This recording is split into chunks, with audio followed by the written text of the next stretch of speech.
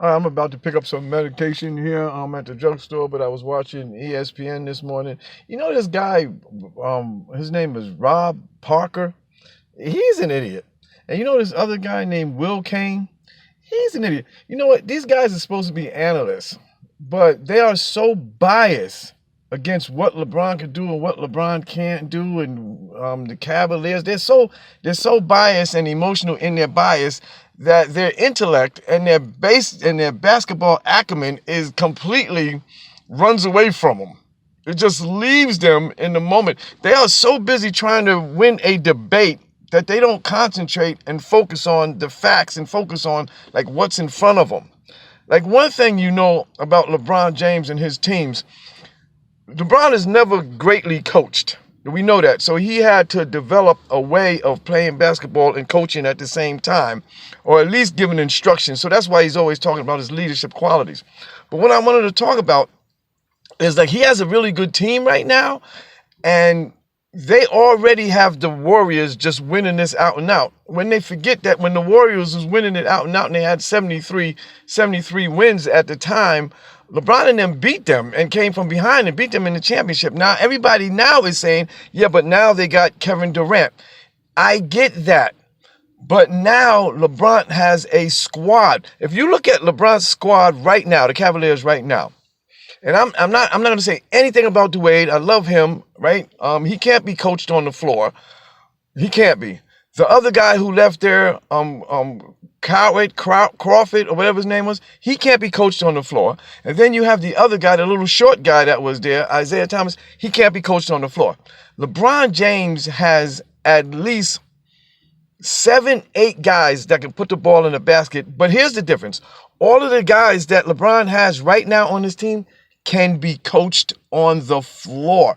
Not only can they be coached on the floor, they can actually execute the things that LeBron needs them to do, whether it's on offense or defense.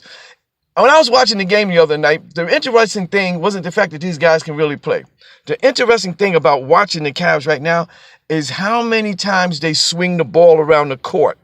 Now, the reason why a team can swing the ball around the court multiple times like the Warriors is because everybody on the team can make the shot where the ball is swung to. So you do not have to rush shots on the Cavaliers right now. You can swing it to the next guy, and you can swing it to the next guy, and you can swing it to the open guy, knowing that the person can make a shot. There's not one guy on that team. There's only 2 guys on that team that they have right now in the Cavs that you cannot swing into and make a shot beyond 15 feet. There's only 2 guys, and that would be Lance and that would be Tristan. However, Hood, Clarkson, Love, JR, Hill, Jedi,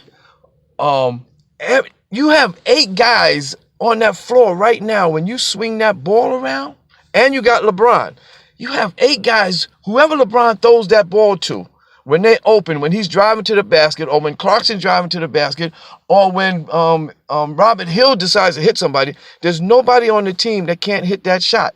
Not only is there nobody on the team who can't hit that shot when they throw it to him, whether it's beyond the 3-point line or not, right? They also have alley-oop players. They got this guy, Lance. He's an alley-oop player. LeBron still can take the alley-oop. Even JR can take an alley-oop, if you catch him in the right moment. They have shooters, but here's the thing.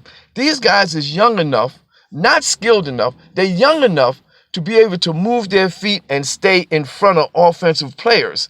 That doesn't make them great defensive players, but what happens is if these guys is fast enough to switch and fast enough to stay in front of you, that gives you a decent defensive team. So LeBron has all shooters around him, and here's the thing. They do not mind taking orders from LeBron because none of these guys was ever superstars, but all of these guys could play. That's so Clarkson can play his butt off, and he can get his own shot. This kid, Hood, can play his butt off, and he's a lefty, and he's hungry.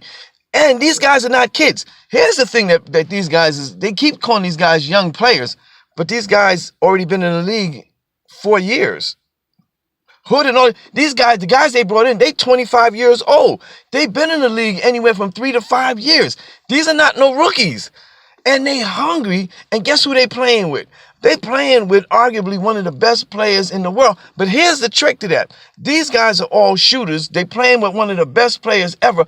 But this is one of the best players ever who can get you 19 assists, 15 assists, 12 assists. He can get you 8 rebounds, 10 rebounds, 12 rebounds. He can get you 30 points. And every other dude on that court that I mentioned just now can get you 20 points. Every one of them. This is by far one of LeBron's best teams, not because they better than Bosh and Wade, because LeBron can coach him on the floor, and because LeBron right now in his 15th year is smarter as a basketball player than he ever was. And LeBron is like in a Bill Russell situation when Bill Russell was doing the coaching and the playing. LeBron is at that age where he knows what's going on. And everybody who plays with LeBron and against LeBron says the same thing. He's uncanny when it comes down to seeing the plays, how to run the plays, what's going to happen next, what position to be in, why should you be in. All LeBron needed was to be around a bunch of players, man, that's willing to listen to him on the floor. That's all he needs is play. And good shooters. The man, he got good shooters. He got good rebounders. He got people that's willing to go where he wants them to go on the floor. And LeBron is very smart. So if you're in a tight game with the Warriors and you got guys that's not afraid to shoot. And I'm going to tell you about this kid, Clarkson. And I watched him and this other kid, Hood. Those dudes is too young to be afraid. They don't even care. And that's what I like about him. This dude, Clarkson, he don't care. He will take his shot. And now this is where LeBron's really smart at. When these guys came in too, the first thing LeBron told them, because they said this, the first thing he told them was, listen, don't worry about mistakes. Don't worry about blowing up stuff. He said, don't worry about none of that. Play your game. So all of these guys, including JR, as far as LeBron is concerned, the green light is on everybody. And his coach, Tyronn Lue, told him the green light's on. Take your shot. And if you've noticed, and this guy Jetty is not Seti, whatever his name is, he ain't no joke either, and he's a high energy player. So LeBron has another Delva Nova or whatever, but he's taller and he plays just like him. This is a great team for LeBron. And do I think that the Warriors are going to blow them out? No, they're not going to blow them out because these guys can stay in front of the Warriors. And LeBron actually neutralized. When you put a great team behind LeBron with great role players behind LeBron, LeBron can neutralize KD. LeBron can't neutralize KD if he has to do everything. But here's the kicker right here. I'm going to say one more thing. I'm going to get offline. The thing that's going to get them over the hump is this right here. LeBron has an opportunity night in and night out to sit on the bench and be a cheerleader to the guys who's out there. And he can trust these guys. LeBron can go to the bench and don't have to worry about nothing because that crazy-ass Clarkson, he'll go out there and just put up some points. You got that kid Hood, he'll go out there and put up. And they don't even have Kevin Love on their squad yet. They don't have Kevin Love. And that kid Lance, don't play with Larry Lance Jr. Don't play with this boy. They got a squad. I don't trust that guy Will Dain, and I don't trust that guy Parker because they're too biased, they're too silly. And then you got your other commentators and Max actually surprised me, which I usually listen to him. But when he's talking about they don't have no chance against the Warriors, Max, you are 100% wrong, man. Watch the way they play. And I'm not talking about just because they played 2 games. I'm not talking about 2 games. These guys is not on a honeymoon phase. These young boys can play. It's simple as that. This ain't no honeymoon. And LeBron knows how to win championships. You guys keep talking about they don't have experience. Who the hell got more experience than LeBron James, who they actually listen to, who's been in the championship 7 times? Who got more experience than that in the pros? Nobody. So what are you talking about? They don't have enough experience. And they got veteran players on it. This is the squad. And watch out for Jeff Green, man, in the playoffs, too. This is a squad. This is a squad.